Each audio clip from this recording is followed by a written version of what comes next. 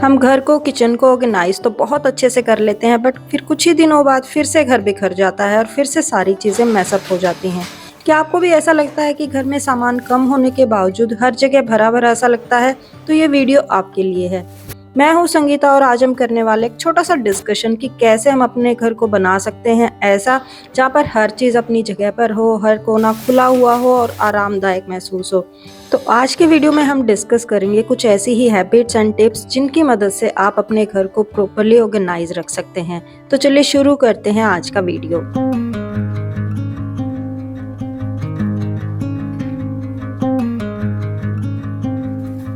जो क्लटर आपकी आंखों के सामने हो ज़रूरी नहीं है उसी को हम क्लटर में काउंट करेंगे। कुछ ऐसे हिडन स्पेसेस होते हैं हमारे घर में जो हमें डेली बेसिस पर दिखाई नहीं देते हैं, बट हमारी ऑर्गेनाइजेशन को अफेक्ट ज़रूर करते हैं। तो हमें ध्यान देने की ज़रूरत होती है उन हिडन स्पेसेस को भी, उनको भी ऑर्गेनाइज करना उतना ही ज़रूरी होता है ताकि घर में एक प्रॉपर जगह बन सके। ऑलमोस्ट मेरी under bed storage properly organise रहती है, बट ये एक सेक्शन ऐसा है जहाँ पर अलग अलग तरह के सूट्स वगैरह जो हमें शादियों में मिले होते हैं हमारे कल्चर के अकॉर्डिंग, या तो फिर जो एज ए गिफ्ट हमें दिए जाते हैं, उन सबको ऑर्गेनाइज करना हमेशा मेरे लिए एक चैलेंज रहा है, क्योंकि मैं डिसाइड ही नहीं कर पाती हूँ कि इन चीज़ों का करूँ क्या। तो इस केस में डी क्लटरिंग मेरी बहुत ज़्यादा हेल्प करता है। तो जो चीज़ें मुझे यूज़ नहीं करनी है इन फ्यूचर भी, या मैं अभी भी यूज़ नहीं कर रही हूँ, ना ही मेरा कोई प्लान है, तो मैं उनको निकाल के अलग कर देती हूँ। कुछ को मैं डोनेट कर देती हूँ, कुछ को मैं अगर कहीं पर किसी को दे सकती हूँ या कहीं यूटिलाइज़ कर सकती हूँ तो मैं तुरंत ही कर लेती हूँ। और जो चीज़ें ऑलरेडी मेरे पास हैं उनको मैं डिसाइड करती हूँ कि अच्छी तरह से ऑर्गेनाइज़ करके रखूँ। मैं हमेशा ही आपको बोलती हूँ कि बास्केट हैं या ऑर्गेनाइज़र्स हैं, वो बहुत ज़्यादा हेल्पफुल होते हैं सिमिलर तरह के किसी भी आइटम्स को एक साथ रखने में, ताकि आपको उनको एक्सेस करना भी ईजी हो और उनको मेंटेन भी अच्छे से किया जा सके। इस तरह के ऑर्गेनाइज़र मुझे बेस्ट ऑप्शन लगते हैं, क्योंकि ये काफ़ी अफोर्डेबल भी हैं, काफ़ी कम प्राइस में आपको काफ़ी अच्छी क्वांटिटी में मिल जाते हैं और घर में आप अलग-अलग तरह की चीज़ें इनके अंदर स्टोर करके रख सकते हैं। सबसे बड़ा बेनिफिट ये होता है कि सारी चीज़ें, एक जैसी चीज़ें आप एक जगह रख सकते हैं। आपका जो लुक है वो देखने में काफ़ी ऑर्गेनाइज़ लगता है और आपको चीज़ों को एक्सेस करना भी बहुत ईज़ी हो जाता है।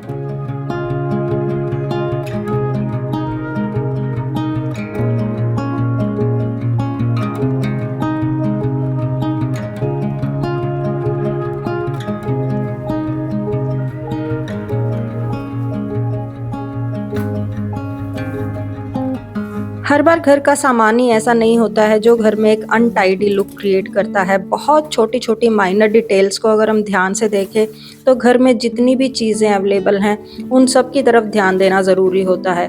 बाय जनरल अगर आप देखेंगे तो आपको लगेगा नहीं कि इस चीज़ की वजह से शायद लुक बिगड़ रहा है।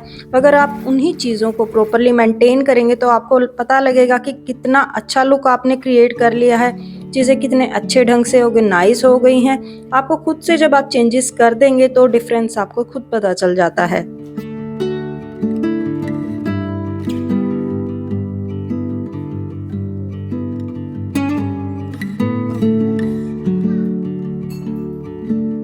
क्योंकि विंटर्स अब धीरे-धीरे कम होने लगी हैं तो गर्म बेडशीट की ज़रूरत अब उतनी नहीं लगती है, तो इसलिए मैंने जितनी भी मेरी कॉटन बेडशीट थी वो सब अंडर बेड स्टोरेज से निकाल ली है और जितनी भी वार्म बेडशीट थी वो मोस्टली उन्हीं बैग्स के अंदर फोल्ड करके रख दी है।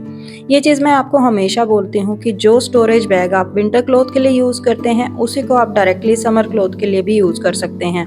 तो यहाँ पर सारी ही चीज़ों को सबसे पहले मैंने अच्छे से फोल्ड करके रख लिया है। You all can agree with me, जब हम चीज़ों को नाइसली फोल्ड करके रखते हैं तो उनको मैनेज करना भी इजी हो जाता है। वो ऑर्गेनाइज की हुई भी अच्छा लुक देती हैं, एक क्लटर फ्री लुक देती हैं। तो सारी ही बेडशीट को, जैसा कि आप जानते हैं, मैं मोस्टली डबल बेडशीट को हैंग करके रखती हूँ और सिंगल बेडशीट को और जितने भी मेरे पिलो केसेस वगैरह हैं उन सबको मैं नीचे फोल्ड करके रख देती हूँ।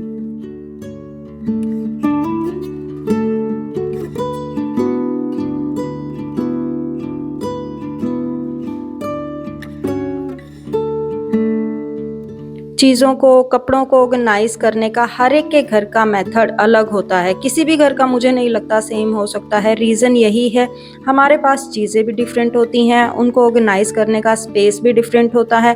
किसी के पास कम होता है, किसी के पास ज़्यादा होता है। तो हमें ट्राई करना चाहिए जो चीज़ हमारे लिए फिज़िबल है, जो चीज़ हमारे लिए ओके है, अवेलेबल है, उसके अकॉर्डिंग हम अपना ऑर्गेनाइज़ेशन मेथड क्रिएट करें।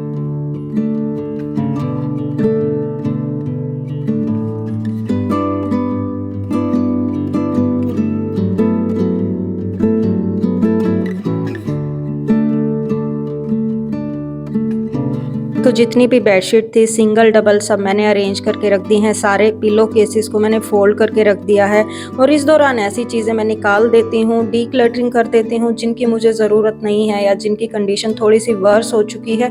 तो उन चीज़ों को कंटिन्यू मैं स्पेस नहीं देती हूँ, क्योंकि हर सीज़न पे हम कुछ ना कुछ नई चीज़ें ज़रूर खरीदते हैं, नई बेडशीट ज़रूर खरीदते हैं। और मैंने हाल ही में कुछ नई बेडशीट का हॉल भी आप लोगों के साथ शेयर किया है, जो कि आपको मेरे शॉर्ट्स में देखने को मिल जाएगा। उसमें मैंने बहुत अच्छी कॉटन की बेडशीट शेयर की हैं। तो अगर आपको इंटरेस्ट है तो आप उस शॉर्ट्स में से सारे टैग्स प्रोडक्ट्स को भी देख सकते हैं और चाहें तो उनको परचेज भी कर सकते हैं।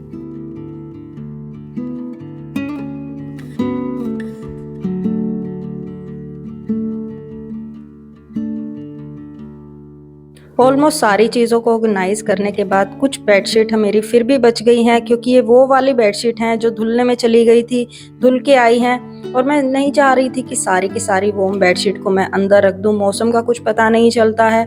और दूसरा, इन बेडशीट को मैं इस तरह से भी यूज़ करती हूँ, जब हल्की सर्दी होती है तो इनको एज ए ब्लैंकेट भी यूज़ किया जा सकता है। सोफे पे एज ए थ्रो आप इनको यूज़ कर सकते हैं। हल्की हल्की ठंड में, सुबह शाम की सर्दी में ये बहुत अच्छी रहती हैं।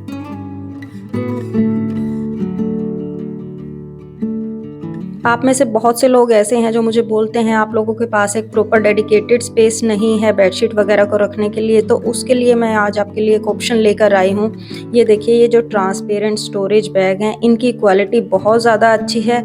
एक बार आप ऐसी चीज़ों में इन्वेस्ट करते हैं तो सालों साल अपने काम को आप आसान बना लेते हैं।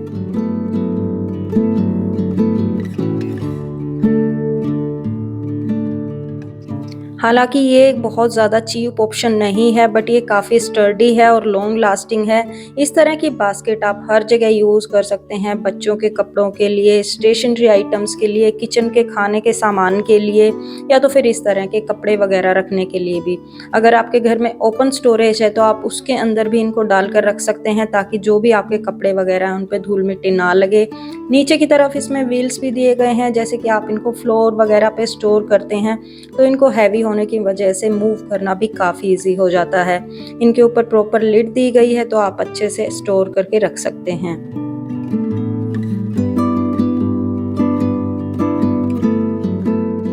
तो अगर आपके भी घर में स्पेस की थोड़ी सी कमी है, चीज़ों को रखना मुश्किल हो जाता है, तो इस तरह के सॉल्यूशन आप ज़रूर यूज़ कर सकते हैं।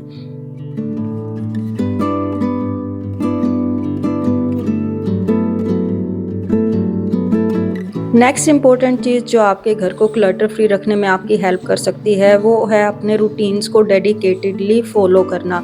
जो भी आपके रूटीन्स हैं, डेली हैं, वीकली हैं या मंथली हैं, हर एक घर का एक कोई ना कोई रूटीन ज़रूर होता है। बस आपको करना क्या है, उनको डेडिकेटेडली फॉलो करना है। ऐसा नहीं है एक दिन आपने कोई रूटीन फॉलो किया, नेक्स्ट दिन आप किसी और को देखकर या किसी और चीज़ से इंस्पायर होकर फिर से अपना रूटीन चेंज कर दें, तो वो चीज़ आपके घर को मैनेज रखने में बिल्कुल भी हेल्प नहीं कर पाएगी। मेरे घर में कपड़े धोने का, साफ़ सफाई का, खाने पीने का जो भी एक रूटीन है जो मेरे हिसाब से फिजिबल है, वो मैं प्रॉपरली फॉलो करती हूँ। कोशिश करती हूँ उस रूटीन को बिल्कुल भी ब्रेक ना होने दूँ।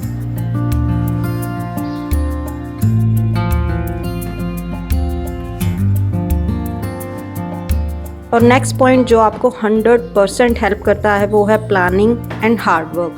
अगर आप प्रॉपरली प्लानिंग से कोई भी चीज़ें अपनी प्लान करते हैं, अपना काम करते हैं और प्रॉपर अपना हार्ड वर्क डालते हैं, तो मैं नहीं मानती कि ये चीज़ें इतनी ज़्यादा मुश्किल होती हैं। घर को मैनेज करना इतना ज़्यादा कोई मुश्किल नहीं है। प्रॉपर अगर आपको पता हो कि आज मेरे डेडिकेटेडली ये काम है, ये सब चीज़ें मुझे करनी हैं, तो आप ईज़िली कोई भी एरिया को मेंटेन रख सकते हैं। इस तरह की क्लीनिंग का फ़ायदा ये होता है कि जितने भी अननेसेसरी चीज़ें होती हैं वो हट जाती हैं, एक हल्की-फुल्की क्लीनिंग हो जाती है, क्योंकि बहुत लंबे टाइम तक अगर आप चीज़ों को ठीक ना करें तो उनकी कंडीशन बहुत ज़्यादा बुरी हो सकती है।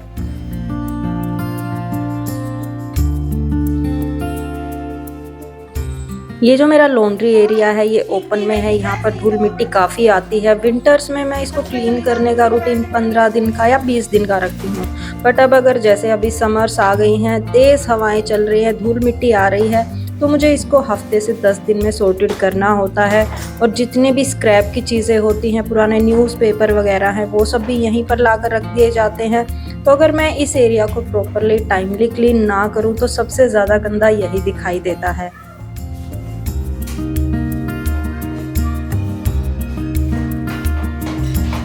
अब आप यहाँ पर देखें, मैंने यहाँ पर कोई भी महंगा ऑर्गेनाइज़र यूज़ नहीं किया है। ये कि सालों पुराना मेरा शू रैक था जिसको मैंने वाइट पेंट कर दिया था, और कुछ ये कार्डबोर्ड से मैंने DIY बॉक्सेस बनाए हैं जिनकी हेल्प से मैं सारे ही मैस को इनके अंदर छुपा के रख देती हूँ। तो इन्हीं सब चीज़ों की हेल्प से ना पूरा एरिया अच्छी तरह से क्लीन हो जाता है। और जितने भी इस तरह के आपके पास क्लीनिंग एजेंट्स होते हैं, जितनी भी चीज़ें आप यूज़ करते हैं, उनको भी साफ़ रखना ज़रूरी होता है। अब जैसे कि हम कंटेंट क्रिएटर हैं तो हमारे पास बहुत सारे क्लीनिंग सॉल्यूशन आते भी रहते हैं, बट उसमें से कौन सा यूज़फुल है, कौन सा हमें काम आने वाला है, वो सब चीज़ें मैं संभाल के रख लेती हूँ। और जितनी भी एक्स्ट्रा चीज़ें होती हैं उनको मैं रिमूव कर देती हूँ। आप में से बहुत से लोग इन शेल्फ़ का लिंक भी मुझसे मांगते हैं, बट ये मैंने जो घर में बची हुई लकड़ी होती है ना, घर में जब हम काम करवाते हैं, उससे मैंने कारपेंटर से बनवा ली थी ये, क्योंकि मुझे पता था इस एरिया में मुझे ज़रूरत पड़ने वाली है। तो आपके भी घर में अगर इस तरह से काम चलता है, कुछ सामान बच जाता है, तो कुछ क्रिएटिव आइडिया सोच के आप अपने घर के लिए चीज़ें बनवा सकते हैं। अब आ जाते हैं अपनी किचन पर। किचन को मैनेज करना सबसे ज़्यादा आसान भी हो सकता है, सबसे ज़्यादा मुश्किल भी हो सकता है। वो डिपेंड करता है कि आपके घर में लोग कितने हैं, कितनी बार खाना पकता है। तो किसी के भी घर का मुझे नहीं लगता रूटीन सेम हो सकता है किचन का। अगर आपके घर में मेंबर ज़्यादा हैं, चीज़ें ज़्यादा बनती हैं, तो आपके पास फूड है जो स्टोरेज का, वो भी बहुत ज़्यादा होता है, तो मैनेज करने के तरीके भी अलग होते हैं। हमारे घर में मोस्टली हम 3 ही लोग रहते हैं, हस्बैंड बीच-बीच में आते जाते रहते हैं, तो उतना ज़्यादा सामान या राशन मेरे पास नहीं होता है। इसलिए मैं डेली या 2-3 दिन में थोड़ा-थोड़ा चेक चीज़ों पर रखती हूँ। अगर कोई चीज़ें थोड़ी-सी बची हैं, बड़े बॉक्स से निकाल कर उनको छोटे बॉक्स में ट्रांसफ़र कर दिया, तो ये सब चीज़ें काफ़ी हेल्प करती हैं।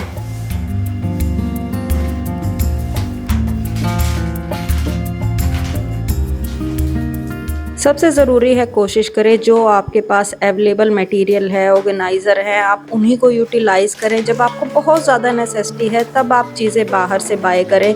अदरवाइज़ हमारे पास ऑप्शन बहुत सारे होते हैं, बहुत सारी चीज़ों के साथ इस तरह के बॉक्सेस वगैरह आ जाते हैं, आप उनको यूज़ कर सकते हैं। ऐसी कोई शर्म की बात नहीं होती कि आपको महंगे-महंगे ऑर्गेनाइज़र ही बाय करने हैं। जो चीज़ें अवेलेबल हैं, जितना आपका बजट है, आप उस हिसाब से भी अपने घर की चीज़ों को बेटर वे में ऑर्गेनाइज़ कर सकते हैं।